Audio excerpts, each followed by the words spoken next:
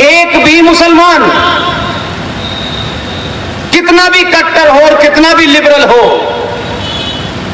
इस मुल्क की हुकूमत को बेवकूफ बना सकते हो, गुमराह कर सकते हो, ब्लैकमेल कर सकते हो। इस मुल्क को बदनाम करने के लिए तुम यूएनओ जाते हो, जगह जगह इस्लामिक वर्ल्ड में भारत की बदनामी करते हो।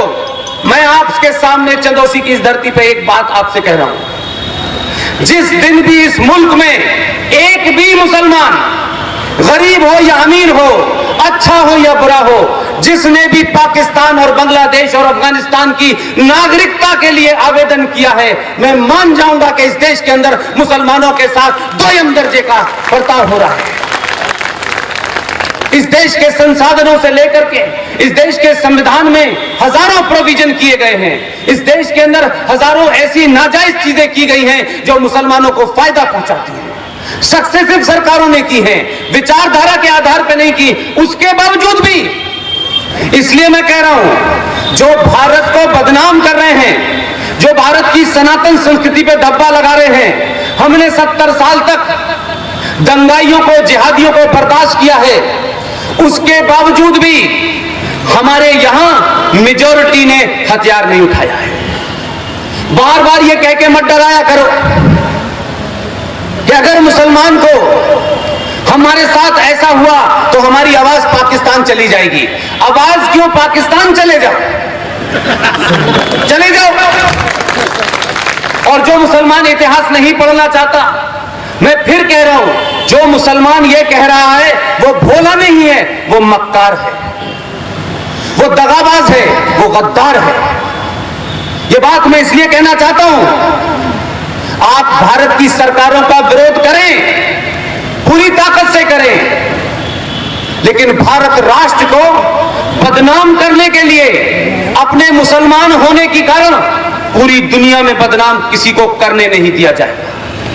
ये जो झूठ है कि हिंदुस्तान में मुसलमान महफूज नहीं है,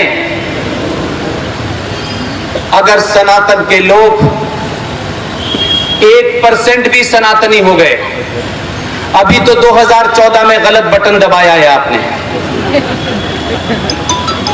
इतना मजबूर मत करो कि 500 साल तक 2019 जैसा बटन दबता रहे।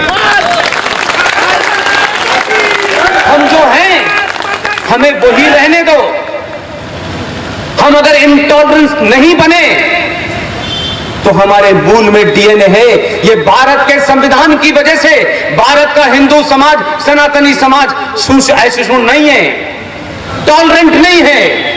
हमारी डीएनए और मिट्टी के अंदर है कि हमने हजारों साल की सभ्यता में कोई ऐसी घटना बता दे कि हमने किसी के मुल्क को लूटा हो, हमने मुल्क में लूटने के बाद जो माल हो वो आपस में बांटा हो, हमने किसी की जमीन कब्जा की हो, हमने किसी को लोगों को यरगमाल बनाया हो। हमारे इतिहास में एक घटना ऐसी नहीं है।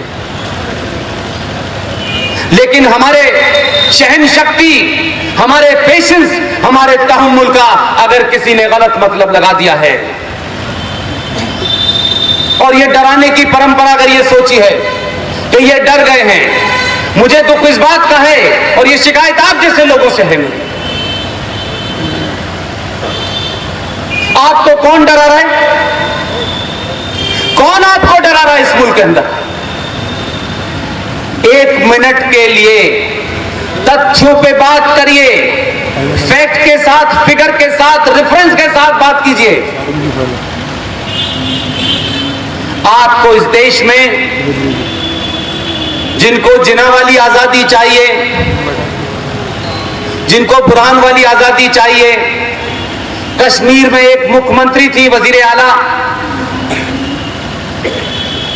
उन्होंने भी बड़ी जोर जोर से कहा कि अगर आर्टिकल 35A से छेड़छाड़ की गई तो वह बारूद में भस्म हो जाएगा।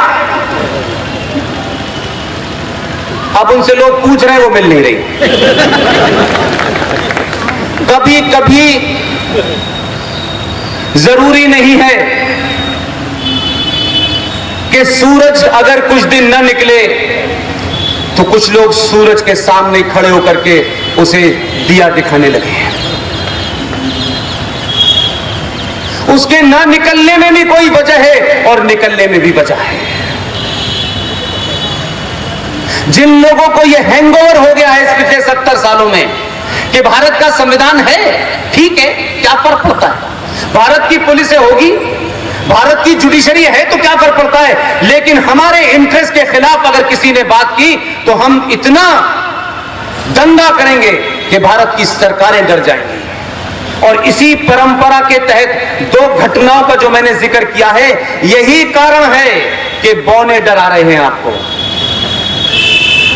अगर 1947 में देश के विजनरी प्रधानमंत्री ने डर के मारे, निजी कारणों से या कोई और ऐसे कारण जिन्हें सार्वजनिक नहीं कर सकता मैं, ब्लैकमेल हुए, तो आपने भारत के संविधान की अथॉरिटी को जम्मू कश्मीर में कम कर दिया, भारत की संसद को कम कर दिया, जो गैर वाजिब मांगे मानी वो भी दे दी, उनसे उनका हौसला बढ़ गया।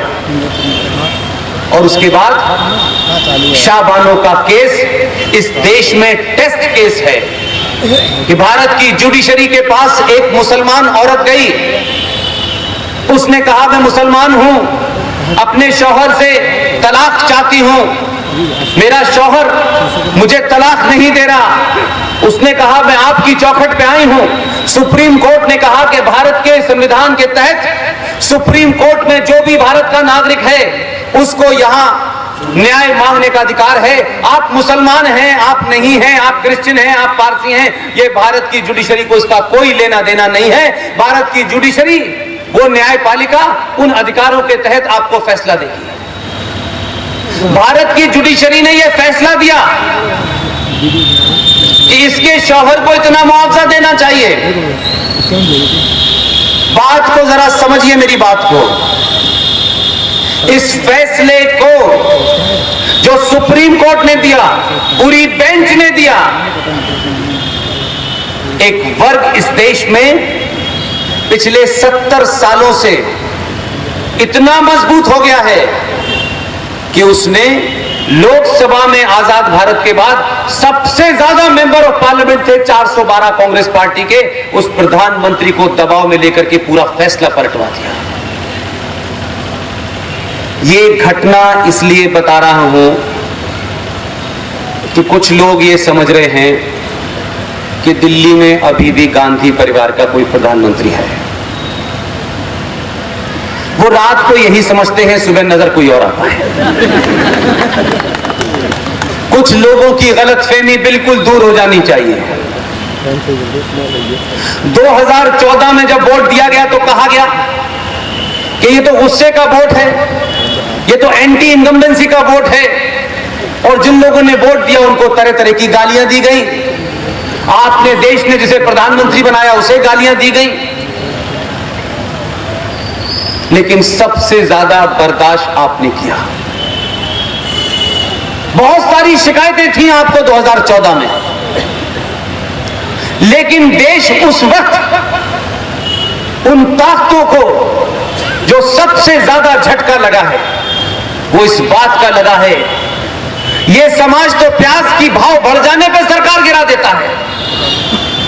ये पहली बार हो रहा है कि जीएसटी की मार, इनकम टैक्स की मार, तमाम मार के बावजूद भी आपने 2014 में 282 दिए थे। आपने कहा हम तकलीफ में रह लेंगे लेकिन राष्ट्र नहीं रहना चाहिए, इसलिए 303 सीटें दी आपने, और कहा कि आपको हमने इसलिए सत्ता में भेजा है कि सड़कें बहुत बन चुकी, हवाई जहाज बहुत चल चुके, हमने आपको सत्ता में इसलिए भेजा है कि अब आपको राष्ट्र निर्माण करना है।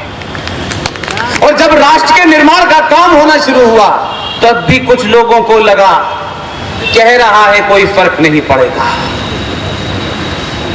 जब समाज जागृत होता है, जो समाज राष्ट्र को बचाता है, सरकारों से राष्ट्र की पहचान नहीं होती। प्रधानमंत्री, गृह मंत्री, ये तमाम पद के लोग हैं, ये एक टेक्निकल ग्राउंड पे आते हैं जाते हैं, आपने चुना है, आप नहीं चुनेंगे कल चले जाएंगे, लेकिन दुनिया राष्ट्र को उस समाज से पहचानती है कि ये समाज क्या है।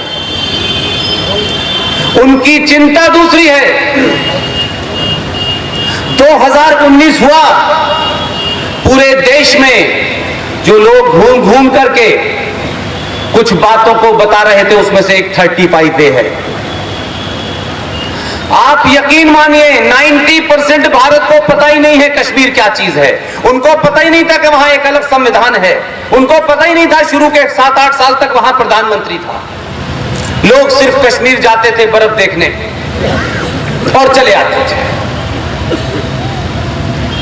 उस जम्मू कश्मीर की जब सच्चाई देश को बताई गई, ये मैं इसलिए आपको अंदर भरोसा जगाना चाहता हूं।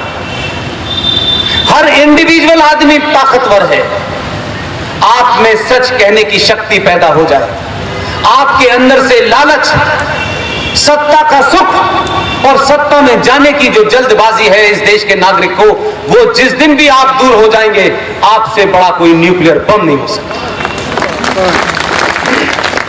ये सत्ताएं डरेंगी और ये जानती हैं सत्ताएं कि समाज जिसके 5-5 साल बाद जाना है, अगर इसने गांठ बांध ली तो 2014 से 2019 पैदा कर सकता है, तो 24 में रोक न दे कहीं। ये डर और ये विश्वास जब तक सत्ताओं को होता है, सत्ताएं कैसे काम करती हैं, इसी 35A के बारे में जब जगह जगह सवाल पूछे जाने लगे, चर्चाएं होने लगी, चाय खानों पे बात होने लगी और लोगों को पता चला अरे 35A तो इतनी खतरनाक है कि भारत की धरती पे एक अलग देश बनाने की मांग पूरी करती है। लाखों करोड़ों रुपया जम्मू कश्मीर को जाता है। जम्मू कश्मीर का भारत के जीडीपी में 0% कंट्रीब्यूशन है।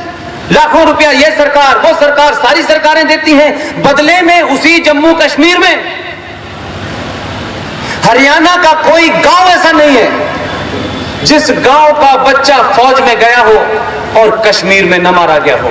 अपने ही देश के लोग जो केंद्र सरकार के पैसे और मेरे आपके टैक्स से पैसे पलते हैं, वही सरकारें, वही हुर्रियत, वही आतंकवादी उस फौजी को मारते हैं, उसका मनोबल तोड़ते हैं। जो मां अपने बेटे को साबुत भेजती है बॉर्डर पर, हिंदुस्तान का इस्लामिक आतंकवाद जो कश्मीर में है उसे मार के चिथड़ों में भेज देता है, तब भी किसी ने बदला नहीं लिया।